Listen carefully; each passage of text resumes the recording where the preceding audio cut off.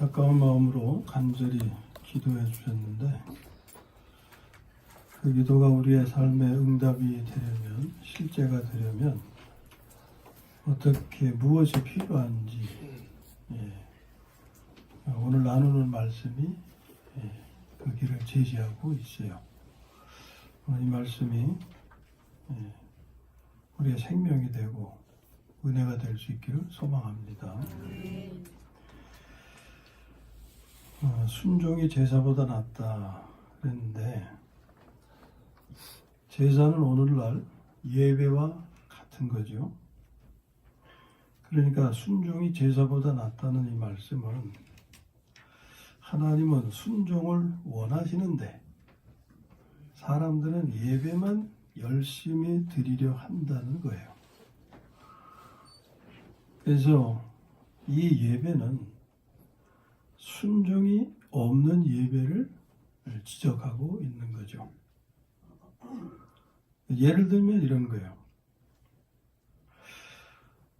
우리가 지난주에 용서에 관한 말씀을 우리가 주셨다면, 또 들었다면, 하나님께서 원하시는 것은 한 주간 용서하며 사는 것이라는 거예요. 그런데 사람들은 용서하는 삶은 살지 않고 그냥 주일이 되면 또 예배만 드리러 온다는 것입니다. 기도를 드려요. 오늘 주시는 말씀이 한 주간을 사는 양식이 되게 해달라고 기도는 드려요. 그런데 기도만 드릴 뿐이지 실제로는 오늘 말씀을 양식으로 취하지 않는다는 거예요. 그러므로 이 말씀의 뜻은 이 같은 예배를 100번 드리는 것보다, 곧 용서의 말씀을 주어도 용서의 삶은 살지 않고 그래서 습관을 따라 드리는 예배, 이런 예배를 100번 드리는 것보다 한 번의 순종이 하나님을 기쁘시게 한다는 겁니다.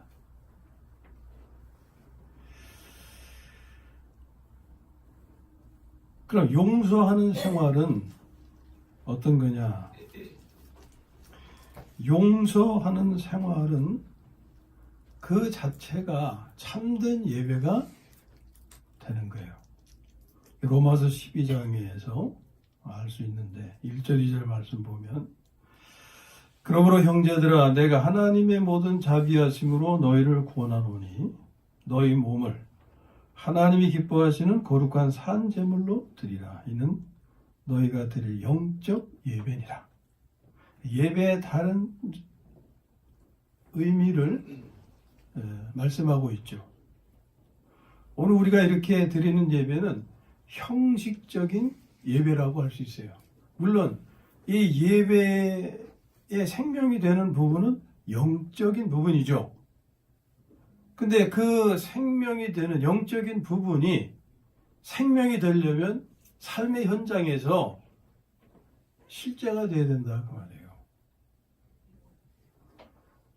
그러니까 우리의 삶의 현장에서 하나님이 주신 말씀이 실제가 될 때 그게 하나님께 드려지는 거룩한 산 제물이 된다. 그것을 우리는 성경은 영적 예배라고 표현하고 있는 거예요. 그러니까 형식적인 예배는 시간에 제한되어 있죠. 날짜에 제한되어 있죠. 그러나 영적 예배는 매일 매순간의 삶이 영적 예배인 거예요. 영적 예배가 되어야 되는 거예요. 너희는 이 세대를 본받지 말고 오직 마음을 새롭게 함으로 변화를 받아. 마음을 새롭게 할 수 있는 게 뭐겠어요? 하나님이 던져주시는 말씀이죠. 이 말씀으로 새롭게 함으로 변화를 받아 하나님의 선하시고 기뻐하시고 온전하신 뜻이 무엇인지 분별하도록 하라.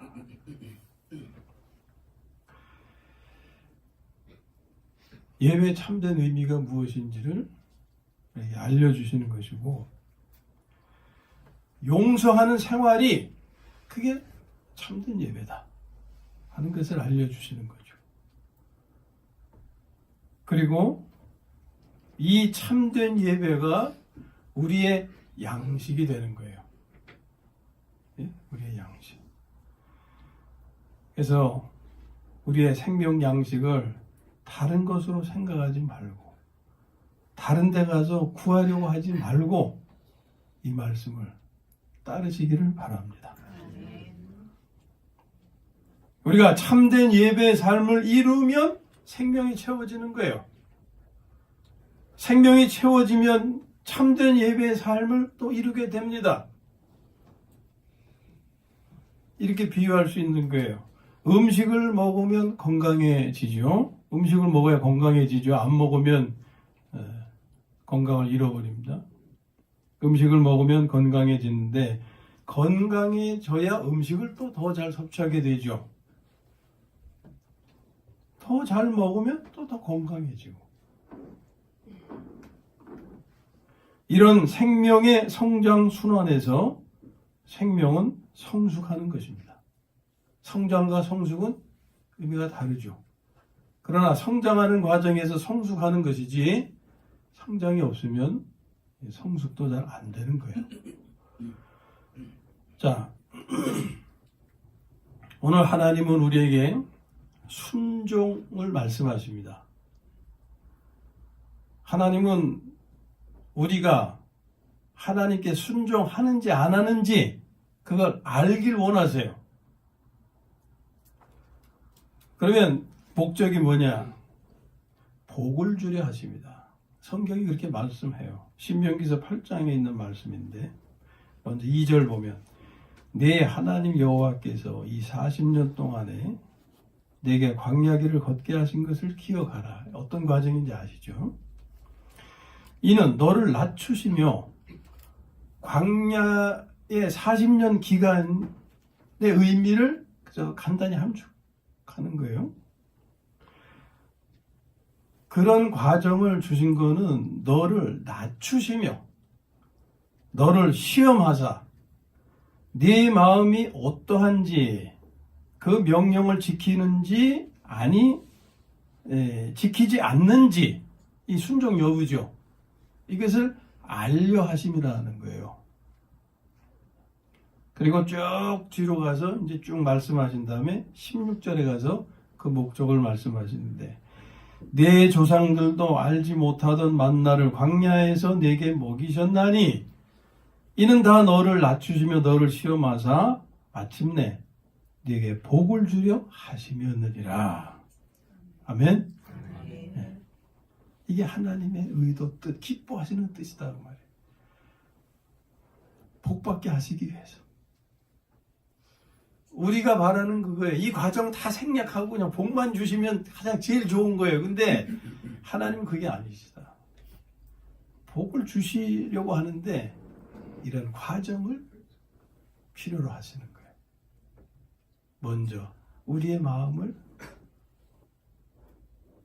알길 원하시는 거예요. 우리가 하나님께 순종하는지 안 하는지. 이것은 말씀 주실 때 내 마음을 낮추는지 아닌지 그걸 보고 판단하시는 거예요. 우리는 여기서 하나님의 마음을 알 수 있는 거죠. 하나님은 우리의 순종을 알기를 원하십니다. 왜냐하면 순종은 우리의 낮춘 마음의 표현이기 때문에.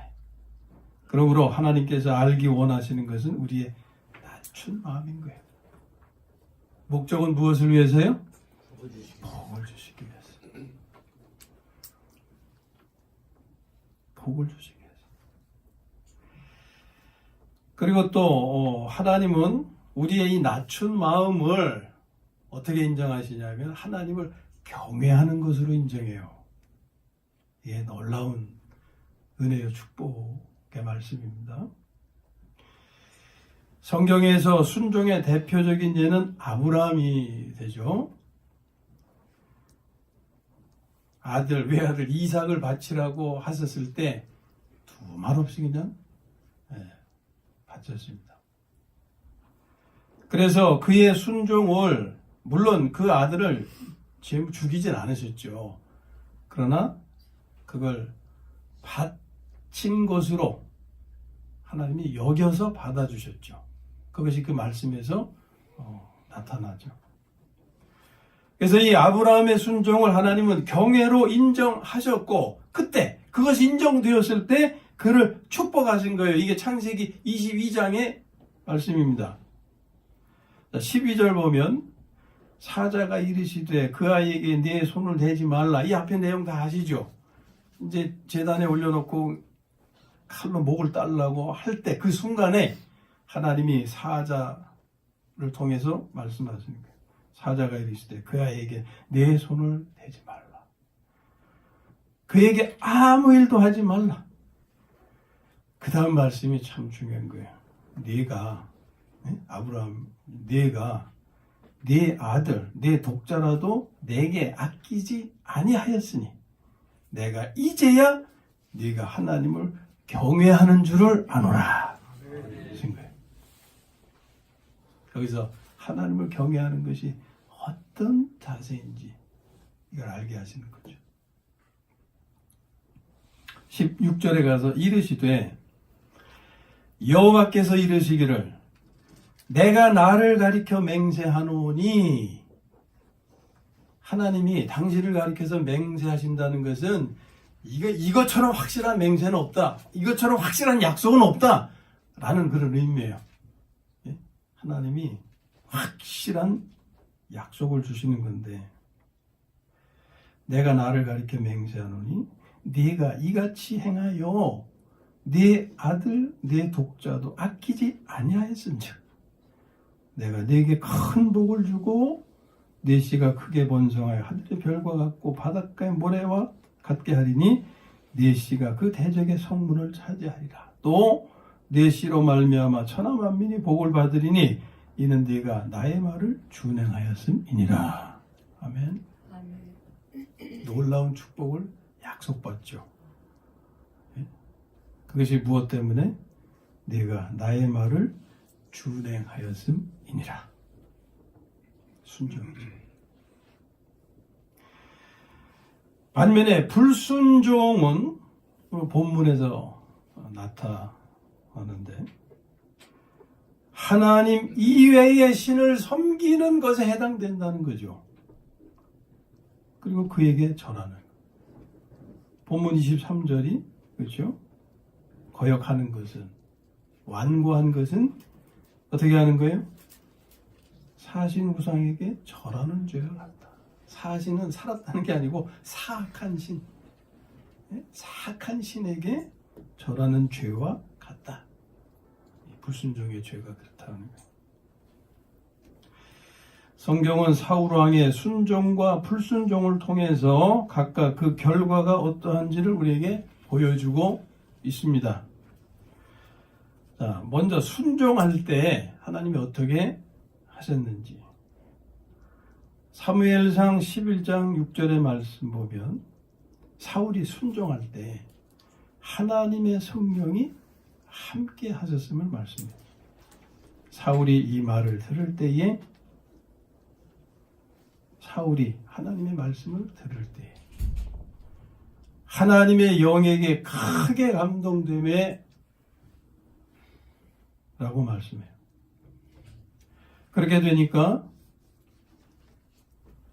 적을 향해서 담대하게 하시고, 그리고 사람들이 사울을 보면 두려워하게 하시고, 그리고 싸움에 나갔을 때 승리케 하셨다는 거예요. 사무엘상 11장 7절 한결이의 소를 잡아 각을 뜨고 전령들의 손으로 그것을 이스라엘 모든 지역에 두루 보내어 이르되 누구든지 나와서 사울과 사무엘을 따르지 아니하면 그의 소들도 이와 같이 하리라 하였더니, 그때 막 블레셋에게 막 침공당할 때 사람들을 모으기 위해서 소를 갖다가 탁 각을 떠가지고 막 보낸 거예요.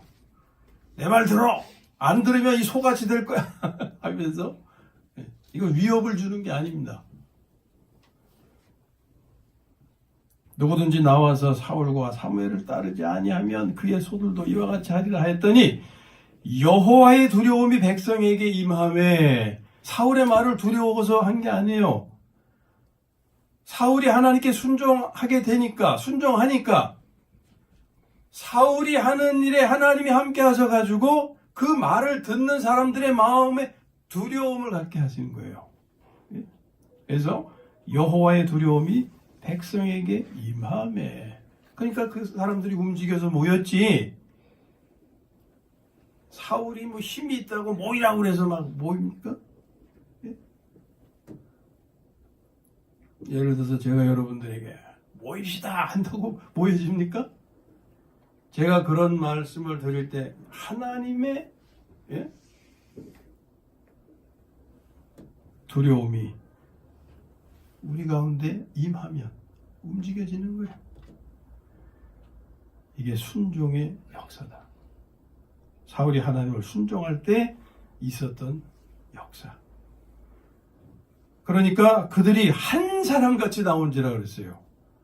한 사람같이 나온. 11절. 이튿날 사울이 백성을 3대로 나누고 새벽에 적진 한가운데로 들어가서 날이 더울 때까지 암몬 사람들을 치매, 남은 자가 다 흩어져서 둘도 함께 한 자가 없었더라. 아주 그냥 박살을 냈다 하는 얘기죠, 한말로. 여러분, 순종의 이러한 놀라운 능력이 임하게 되는 겁니다. 이 순종의 위력이라 할 수 있죠. 성경 읽기에 순종하시기 바랍니다. 네? 성경 읽기. 이걸 작은 일로 여기지 마세요. 네? 젖먹이가 우유 먹는 것이 작은 일입니까? 네? 그 생명과 직결되는 거예요. 그건 살기 위해서 먹는 거예요. 젖먹이가 우유 먹는 거, 이 작은 일이 아닌 거예요. 우리가 성경 말씀을 취하는 거, 작은 일이 아닌 거예요. 예? 무슨 안진뱅이나 일으키고, 여리고를 무너뜨리고, 그런 큰 역사만이 그 큰 일이 아닌 거예요. 젖먹이가 우유 먹는 거, 이 큰 일이에요. 계속 제가 이 기회가 될 때마다 말씀드리잖아요. 성경 읽기 소홀히하지 마시고 열심히 하세요. 작은 일이 아닙니다. 성경 읽기에 순종하시면 성령께서 늘 임재하셔서 함께 하실 줄로 믿으시기 바랍니다. 네. 그렇게 되면 적을 향해서 담대하게 하신단 말이에요. 여기 나를 괴롭히는, 나를 대적하는 상대에 대해서 담대하게 하신다. 이런 담대함이 나에게서 나오는 게 아니에요. 내 안에 생명 되신 하나님께서 성령의 역사를 통해서 나타나게 하시는 거죠. 그리고 사람들이 두려워하게 하시며, 나 같은 사람을 누가 두려워하겠어요. 근데 하나님의 두려움이 함께 하시면 나를 두려워하게 하신다 그 말이에요. 그리고 승리케 하신다. 그런데 이런 준비 없이, 순종 없이 성경 읽기로 생명을 채우는 준비 없이 담대한 사람이 있어요. 성경에 보면 이게 누구냐면 유대의 한 제사장에 7 아들이 있었는데, 바울이 보니까 복음을 전하면서 막 한마디 하니까 그냥 악귀가 떠나고 막 놀라운 역사가 나타나거든요. 그랬더니 자기네들도 예수의 이름으로 악기를 쫓으면은 쫓겨갈 줄 알고 그러다가 큰 코 다치는 일이 생기죠. 그게 이제 사도행전 19장에 있는 말씀인데, 바울이 한 것처럼 흉내내서 악귀야, 나사렛 예수의 이름으로 명하니 악귀야 물러가라, 이런 식으로 했겠죠. 그랬더니 악귀가 반응하기를, 악귀가 대답하여 이르되 내가 예수도 알고 바울도 알거니와 너희는 누구냐? 그러면서 악귀 들린 사람이 그들에게 뛰어올라 눌러 이기니 그들이 상하여 벗은 몸으로 그 집에서 도망하는지라 그랬어요. 이게 흉내내서 되는 게 아니에요. 내 안에 생명이 채워질 때, 하나님이 함께 하실 때, 성령의 놀라운 역사가 나타날 때, 그때 악기도 제압하고 쫓아내는 거죠. 악기 쫓아낸다는 게 내 안에서 없어지는 게 아니에요. 굴복시키는 거죠. 이게 순종할 때 나타나는 역사예요. 근데 이제 반대로 불순종할 때 모습을 보면 어떻습니까? 사울을 계속 괴롭힌 게 악신의 역사였죠. 사무엘상 16장 14절에 여호와의 영이 사울에게서 떠나고 여호와께서 부리시는 악령이 그를 번뇌케 한지라. 이게 불순종할 때 모습이 돼요. 그렇게 되니까 상대가 무시해요. 예? 순종하여 하나님이 함께 하시고 하나님이 두렵게 하시고 승리케 하시고 하실 때는 담대하게 나가서 다 이렇게 처리했는데 이제 반대가 되니까 상대의 장수 누구 골리앗이 나와가지고서 아주 업신여기 이러는 거예요. 자, 그 말을 그것을 이제 사무엘상 17장 10절에서 말씀하는데 그 블레셋 사람이 또 이르되 이게 이제 골리앗이 하는 말입니다. 내가 오늘 이스라엘의 군대를 모욕하였으니 사람을 보내어 나와 더불어 싸우게 하라 한지라. 나와 싸워. 두려워하는 게 아니라 조롱하는 거예요. 조롱. 그리고 적을 담대하게 맞서서 물리치고 승리해야 되는데 반대로 내가 두려운 마음을 가지게 돼. 사무엘상 17장 11절 사울과 온 이스라엘이 블레셋 사람의 이 말을 듣고 놀라 크게 두려워하니라. 앞에의 모습하고 정반대 모습이죠. 결국 어떻게 됩니까? 패배하게 되죠. 블레셋 사람들이 이스라엘을 침해 이스라엘 사람들이 블레셋 사람들 앞에서 도망하여 길보아 산에서 엎드려져 죽으니라. 사울이 패전함에 사울이 자기의 칼을 뽑아서 그 위에 엎드러지매 결국 죽음으로 끝나죠. 패배로. 불순종의 열매였습니다. 하나님의 영은 담대하게 하시고 악신은 두려워하게 하는 것이에요. 순종할 때의 모습인데 그러니까 우리가 두려움에 잡혀 있는 것은 무엇에 잡혀 있는 거예요? 악신에 잡혀 있는 거죠. 내가 두려움에 잡혀 있다면 나는 불순종의 자리에 있는 것입니다. 이때는 우리가 어떻게 해야 돼요? 회개하고 주님을 불러야 되죠. 회개하는 것은 잘못을 인정하고 돌이키는 겁니다. 입으로만 립 서비스만이 아니에요. 돌이켜야 된다. 아까 뭘 중요시하자 그랬어요? 뭘 작은 일로 여기지 말라 그랬어요? 성경 읽기. 이건 생명과 직결되는 거예요. 하나님 말씀 먹지 않으면 생명이 클 수가 없어요. 그 다음에 하나님 말씀을 먹되 그것을 어떻게 하자고? 어떻게 하자고요? 우리의 삶에서 실행하자. 아까 무엇을 예로 들었습니까? 용서. 용서의 삶을 우리가 실행할 수 있기를 바랍니다. 혹시 주변을 이렇게 보세요. 용서하지 못할 사람 있는가? 네?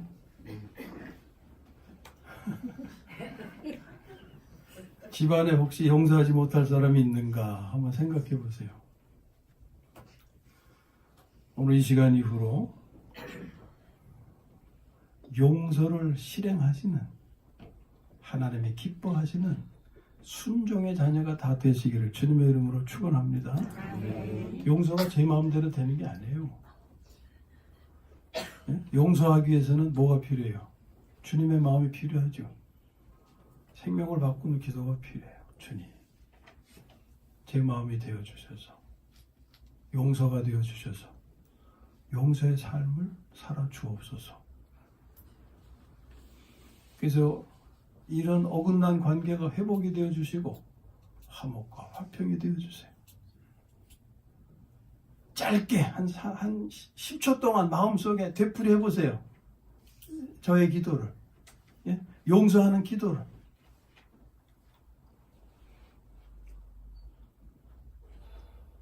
내가 지금 용서하지 못하고 있는 상대가 누군가, 내가 지금 미워 죽겠는 상대가 누군가를 생각하면서 하나님 용서의 은혜를 구하시기 바랍니다. 예?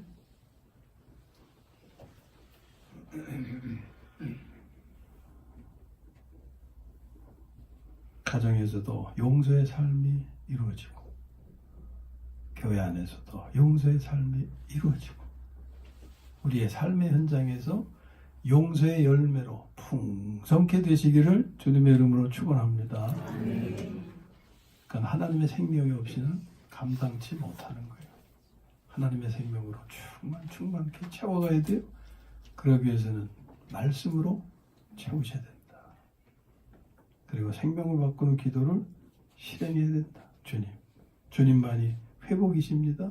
주님만이 순종이십니다. 저의 회복과 순종이 되어 주소서. 저의 용서가 되어 주소서. 악신에 잡혀 있으면 이건 불순종의 자리, 미움의 자리죠. 악신에 잡혀 있으면요, 머리도 막지가 않고 개운치가 않아요. 두통이라고 그러죠. 두통. 예? 이게 육체의 그런 생물학적 현상만이 아닌 거예요. 영적인 상태이기도 해요. 제가 경험을 했으니까. 예? 이 마음이 그런 상태이면은 마치 두통이 있는 것 같아. 그래서 뭘 찾게 돼요? 약을 찾게 돼요. 그러나 이런 영적 현상은 약으로 치료될 수 있는 게 아닙니다.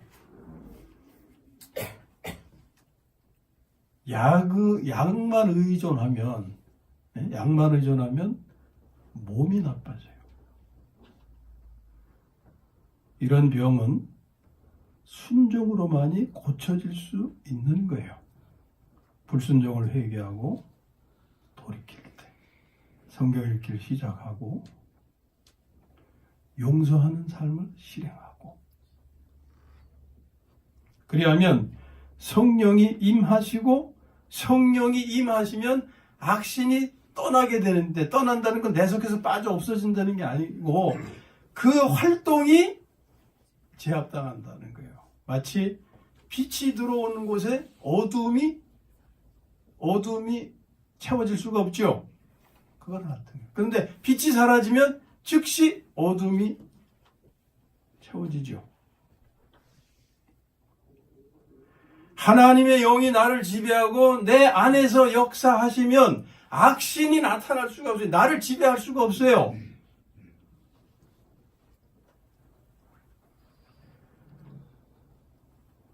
그러면 머리도 맑아지더라고요. 약 안 먹어도 돼요.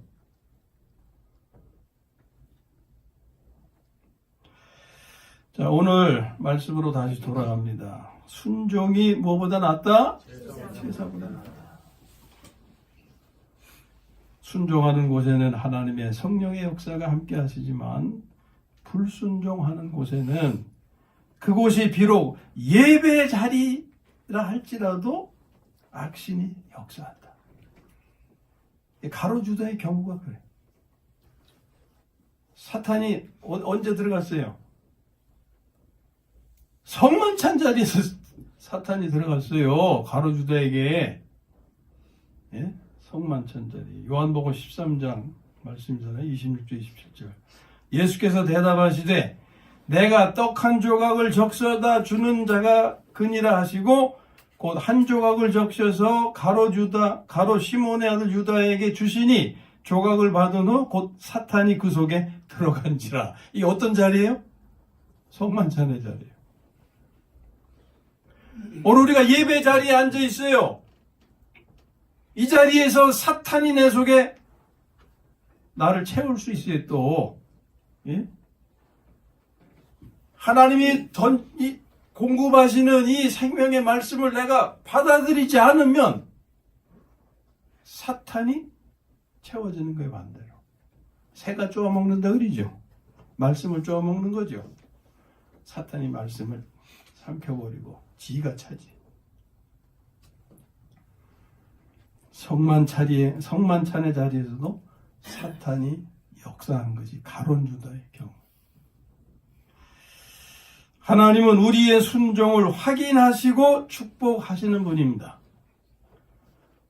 생명을 바꾸는 기도를 실행하고 성경 읽기를 다시 시작하고 용서의 삶으로 채워가시기를 주님의 이름으로 축원합니다. 그래서 하나님께 인정받는 순종의 삶으로 항상 성령께서 함께 하셔서 어디도 맑아지고 적을 향하여 담대하게 하시고 사람들이 두려워하게 하시고 항상 승리케 하시는 삶이 되기를 주님의 이름으로 축원합니다. 찬송